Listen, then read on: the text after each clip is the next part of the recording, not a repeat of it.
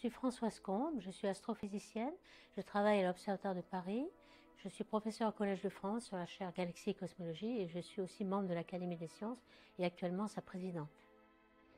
Alors Camille Flammarion était un grand passeur de sciences, c'est lui qui a rendu l'astronomie populaire pour le grand public. Il avait énormément de personnes qui le suivaient, on dirait follower aujourd'hui.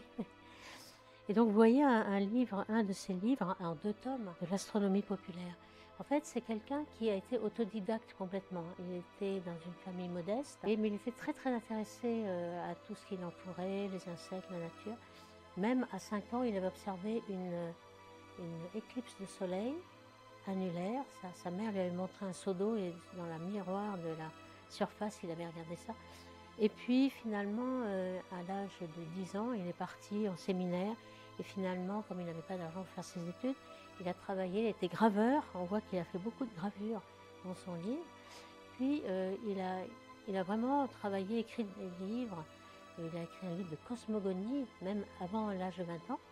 Il a été tellement actif qu'il s'est surmené et il a été obligé de faire venir un docteur, M. Fournier, qui lui a, comme il voyait le docteur ses livres d'astronomie, il l'a introduit près de Urbain Le Verrier, qui était président de l'Observatoire de Paris. Donc, Urbain Le Verrier l'a embauché comme calculateur. Donc le calcul fastidieux ne l'intéressait pas beaucoup, mais enfin ça lui permettait de travailler sur la découverte de l'univers et d'écrire des livres. Il a écrit un livre, La pluralité des mondes habités, à l'âge de 20 ans. Il a eu un succès fou, c'était tellement poétique, enthousiaste, que même Victor Hugo, Sainte-Beuve ont vraiment fait des commentaires élogieux. Alors ça n'a pas beaucoup plu à Urbain Le Verrier, le président de l'Observatoire, qui lui a dit « Vous n'êtes pas un astronome, vous êtes un poète ». Et donc il a été renvoyé. Mais heureusement, M.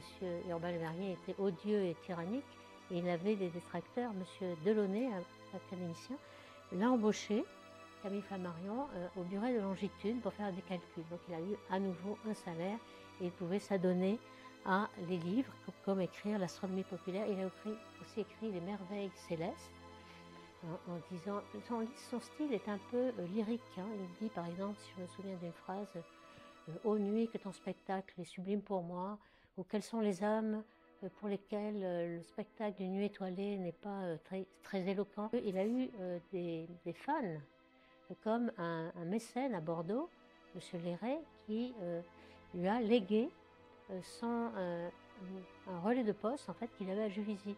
Donc à Juvisy, Camille Flammarion a pu construire un observatoire, une coupole, et même une tour pour que tous les observateurs passent par la tour et aillent sur le toit sans passer par son habitation. Et il avait une activité terrible de faire venir le grand public et d'observer avec lui, avec sa lunette. Donc qu'est-ce qu'il voyait? En fait, il voyait, il s'intéressait aux planètes, hein, comme par exemple la Lune ici. Il avait vu des mers, des reliefs, etc. Il imaginait beaucoup aussi, il avait regardé. Il parle dans son livre de Mercure et de ses montagnes, peut-être même de ses fruits succulents qui nourrissent les habitants de Mercure. Enfin, il avait beaucoup d'imagination parce que Mercure est complètement inhabitable. Il avait pour les galaxies. Alors les galaxies, on ne les connaissait pas du tout, c'était nébuleuses à l'époque. Camille Flammarion est mort en 1925 et on a commencé à comprendre qu'il existait des galaxies en 1926. Mais il observait des nébuleuses, il pensait qu'il y avait des étoiles à l'intérieur, il appelait ça des archipels d'étoiles.